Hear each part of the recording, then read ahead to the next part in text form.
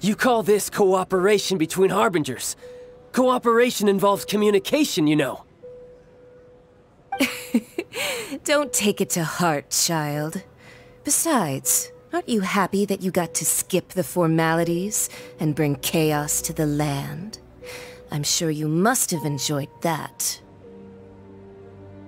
Oh, it seems that some of your friends... Hey, it's Zhongli and Child. And... you! You're also one of the Harbingers? It's you two.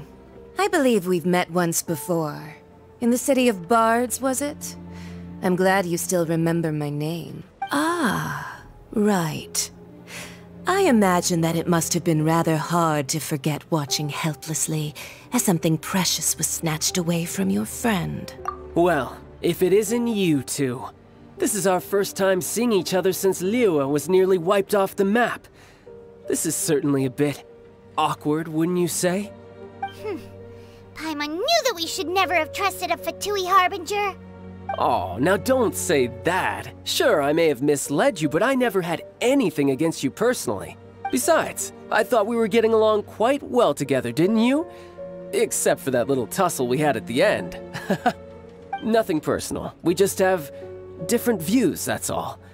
Of course, you may very well hold this against me, but that's up to you. The real deceivers here are Senora and Zhongli. Curse them for leading me on. So actually, I think... Stop wasting time, child. There'll be plenty of time to chat once I'm through here. You remember the agreement, Morax. Now, if you would be so kind. The Gnosis, please. What in the world are you talking about? The contract is fulfilled. That which thou seeketh is now bestowed unto thee.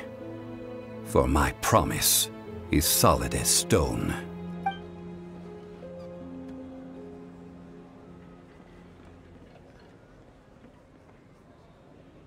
How sanctimonious. What? So you're the Lord of Geo? No, wait! That's an exciting twist and all, but why give the Gnosis to the Fatui? I do not give it for free. I give it as agreed upon in the contract, for it is a matter solely between the Tsaritsa and I. Yeah, you don't think you went a little bit too far with that whole fake death thing?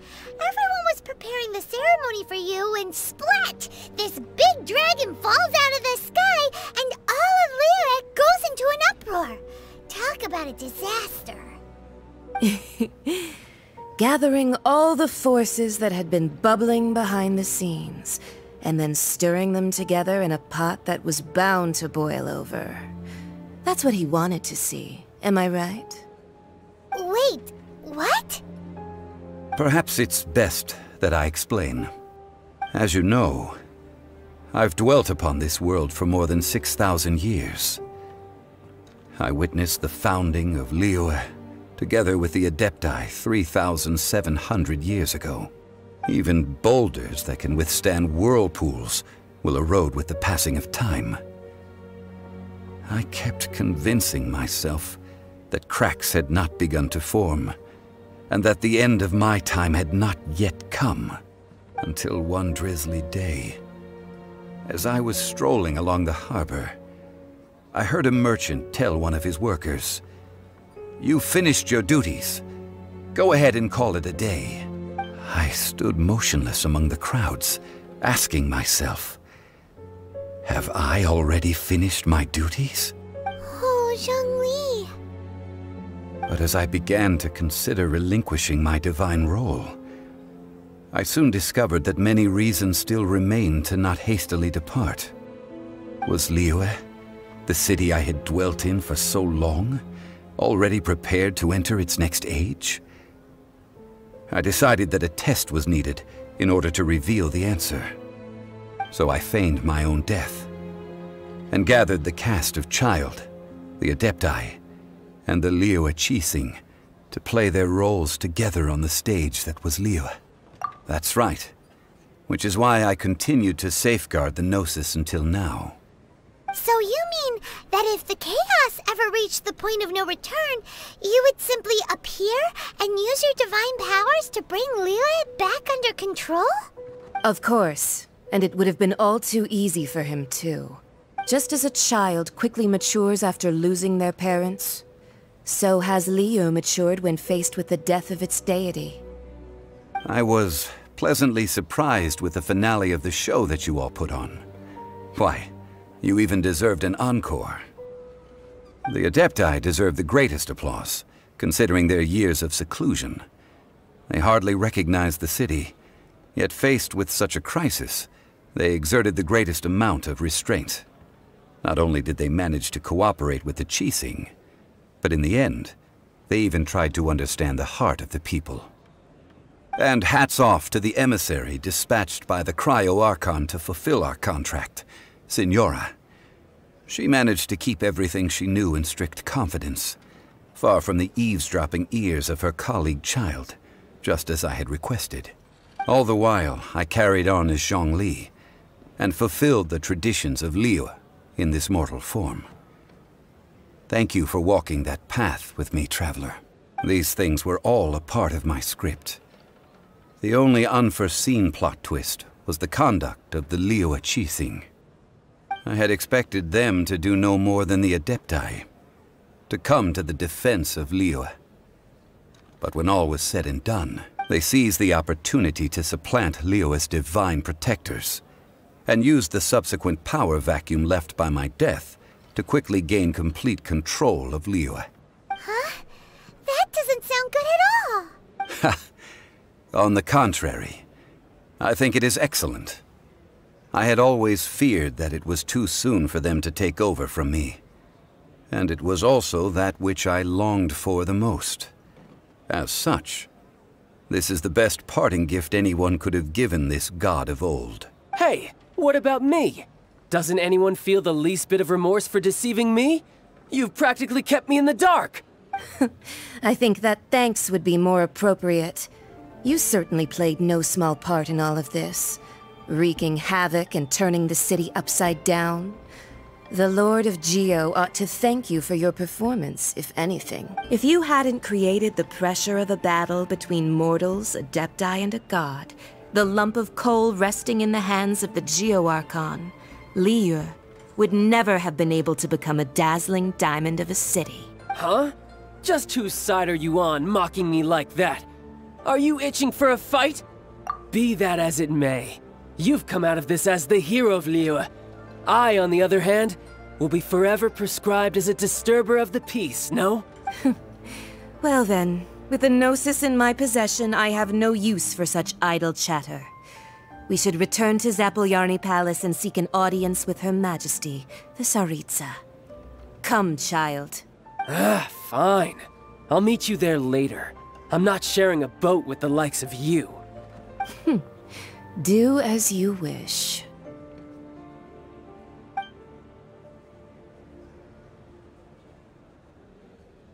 Now then, is there anything else you wish to ask me?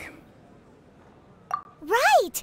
As Zhongli always told us, a good trade is a fair trade. Paimon has no idea what could be a good trade for a Gnosis. Realistically speaking, there is no such thing. Huh? However, I am the god of contracts. For thousands of years, I have made countless contracts.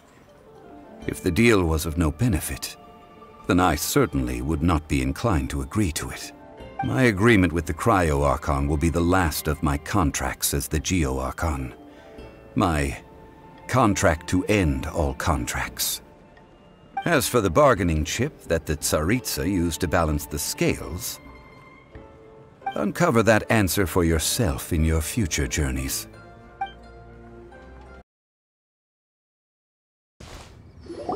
Hear ye all! The Cutsenes' words. Though a dragon soars ageless as the mountains, it too must return to dust. This is common knowledge. Gods and Adepti live glorious lives, but both light and shadow have their season. So too must they face divinely appointed trials.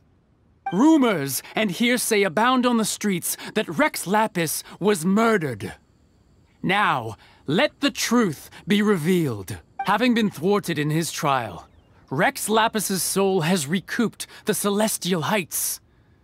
He beseeches the people of Liyue to grieve not and to let not their hearts be saddened, nor are they to believe street-born rumors or indulge in baseless speculation.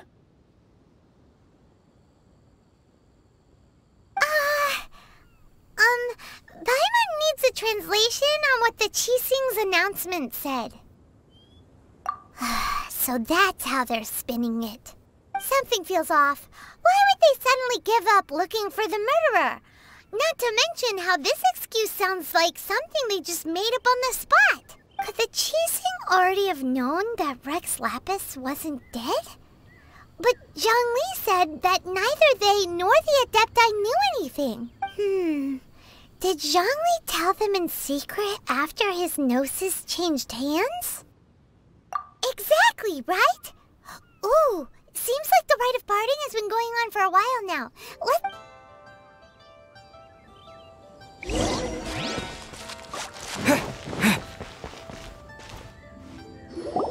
Look, it's Ningguang and Keqing.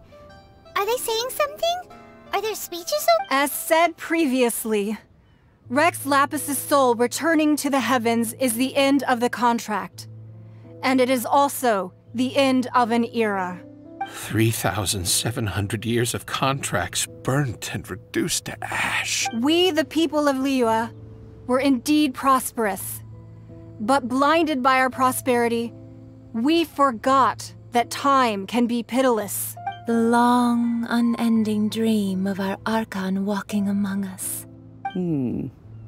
Now that we have awoken from our dream, we must learn to say farewell. Will you stand with us as we re-establish our contracts? As we build a new age of prosperity? So concludes the words of Her Eminence the Tianquan. Does Her Eminence the Yuheng have anything to add? Huh? Is she looking this way? Traveler. Yikes! She really is looking our way! Is that the traveler who they say defeated the ancient god? So young. The Liyue Chising always repay their debts. And as you have heard, our eyes see far and our reach is long. Name your price. Whoa!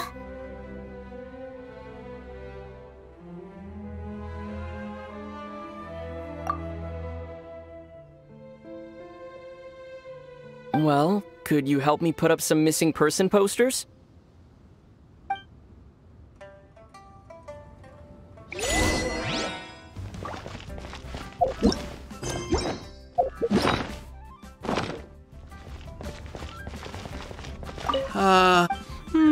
Perhaps.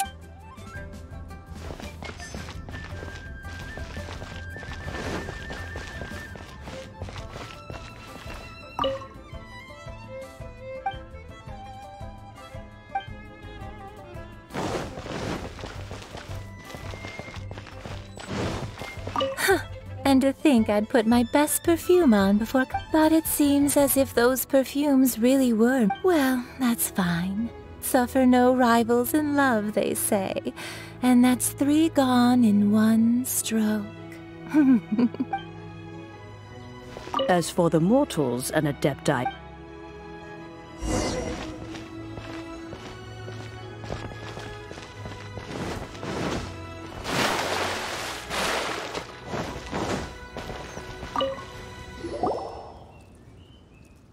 Hey, Zhongli! Look at this! Everyone in Liyue is caught up in their emotions, thinking that they'll never see Rex Lapis again. And here you are looking all relaxed. Why would I not feel more at ease after laying down the burden I have borne for 3,700 years? Right. If the 2 of you can spare the time, I should treat you to a meal at the Xinyue kiosk. Ha! That sounds like big talk, Zhongli. Paimon might have believed you if you were treating us to some 3rd-round knockout, but you'd have to pay out your nose just to stand inside Xinyue kiosk. Are you sure you can afford it? You're right. I do lack the Mora.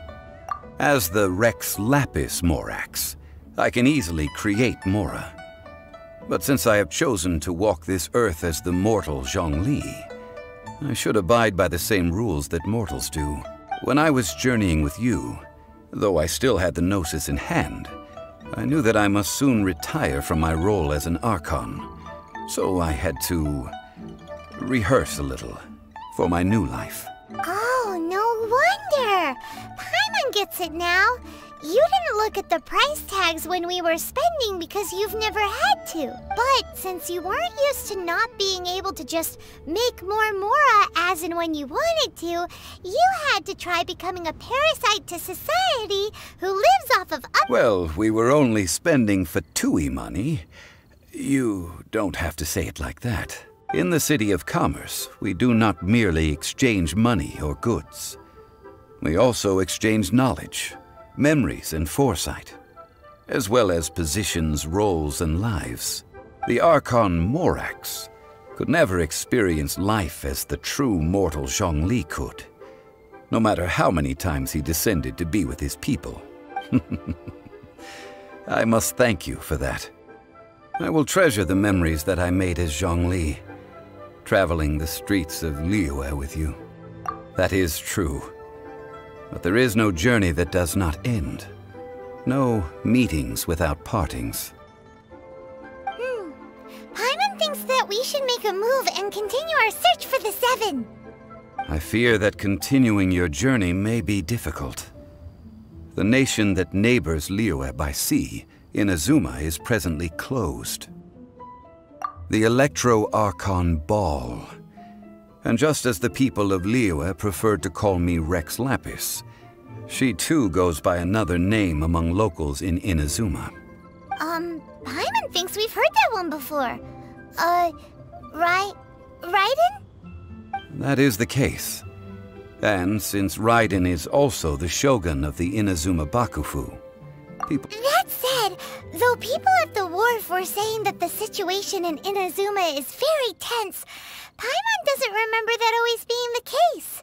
It wasn't that bad last year. Zhongli, since you're Rex Lapis, shouldn't you know something about what's happening there? Just how did Inazuma become a closed nation? It's because of visions. Visions? When faced with circumstances beyond their control, humans often bemoan their lack of power. But if a person shows true strength of will at a desperate and fateful moment in their life, the gods will look upon them with favor. This is what visions are. Magical foci bestowed upon those who have been acknowledged by the gods. Uh-huh. That's how people in Teyvat see it. But starting from last year, the Raiden Shogun began promulgating the Vision Hunt Decree. Vision Hunt Decree? Yes. It was an order to seize all visions within Inazuma's borders, and to inlay them upon the hands of a statue of the 1,000-armed, 100-eyed god. They want to seize visions. But why? Aren't visions blessings from the gods? I should think that in the Raiden Shogun's eyes, it is precisely because they are divine blessings that they should be under the sole dominion of divinity. Whoa, that's harsh. The Anemo Archon is the god of freedom, and the Geo Archon is the god of contracts. For her part, the Raiden Shogun is the god of eternity. It seems as though she has finally decided to eliminate any unstable elements that could pose a threat to her eternal realm.